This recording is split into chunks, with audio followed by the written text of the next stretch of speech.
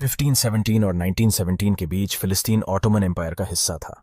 लेकिन world war 1 के बाद अंग्रेजों ने धोखे से फिलिस्तीनी नागरिकों से उनकी जमीन छीन ली और फिलिस्तीन को यहूदियों का होमलैंड घोषित कर दिया था।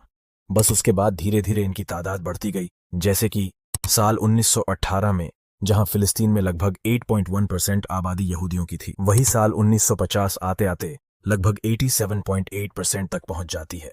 अब बात करते हैं हमास की। हमास क्या है? हमास एक फिलिस्तीनी इस्लामी ग्रुप है। हमास इस्लामिक रेजिस्टेंस मूवमेंट को रिप्रेजेंट करता है और गाजा पट्टी पर शासन भी करता है। गाजा पट्टी इसराइल, इजिप्ट और मेडिटेरेनियन सी के बीच जमीन की एक पट्टी है। गाजा को गाजा सिटी भी कहा जाता है। यह गाजा पट्टी में एक फिलिस्तीनी शहर है जो इसे फिलिस्तीन का सबसे बड़ा शहर बनाती है। गाजा में सत्ता संभालने के बाद से हमास ने इसराइल के साथ कई युद्ध लड़े हैं। 1988 के अपने चार्टर में हमास ने कहा कि फिलिस्तीन एक इस्लामी मातृभूमि है जिसे कभी भी गैर मुसलमानों को नहीं सौंपा जा सकता है। आज लगभग 20 लाख फिलिस्तीनी 365 स्क्वायर किलोमीटर में रहते हैं, जो इसे दुनिया के सबसे घनी आबादी वाले क्षेत्रों में से एक बनाता है।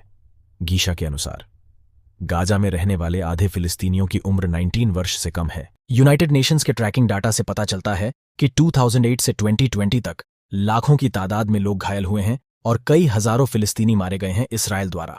इसराइल ने जो बीते सालों में हजारों की तादाद में फिलिस्तीनियों को, जिनमें बच्चे औरतें भी शामिल रहीं, उन्हें दरिंदगी के साथ मौत के घाट उतारा था, तब ये लोग कहां छुपे बैठे थे जो आज फिलिस्तीनी नागरिकों को आतंकी कह रहे हैं। रमजान के महीने में भी इसराइल द्वारा मस्जिदों में घुसकर हमला किया जाता है, तो क्या ये आतंकी हमला नहीं है? जैसे कि साल 2022 रमजान के महीने में इसराइल सेना ने अल अक्सा मस्जिद पर हमला किया, कई लोग मारे गए, घायल हुए, तो क्या वो सही था? इतना सब सहने के बाद अब जब फिलिस्तीनियों ने जवाबी कार्रवाई की है, तो क्या वो आतंकी बन गए?